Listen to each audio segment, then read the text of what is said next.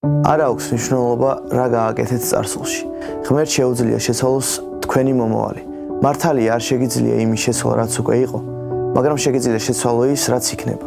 ნუ გრცხვენია და ნუ გეშინია. განაგრძე სვლა ქრისტესთან ერთად. მიენდე მას ბოლომდე. მას უყვარხარ, ყოველთვის მზა დააკაპატიოს.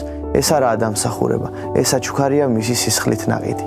გახსოვდეთ, რომ ცოდვა არ აღემატება პატიებას. დატოვეთ თქვენი ტვირთი დანაშაული სირცხვილი ჯვრის ძირას. შევერთით ეკლესიას, რათა იყოთ ეკლესიის ნაწილი. ეს მნიშვნელოვან როლს ასრულებს თქვენს ურთიერთობაში ღმერთთან.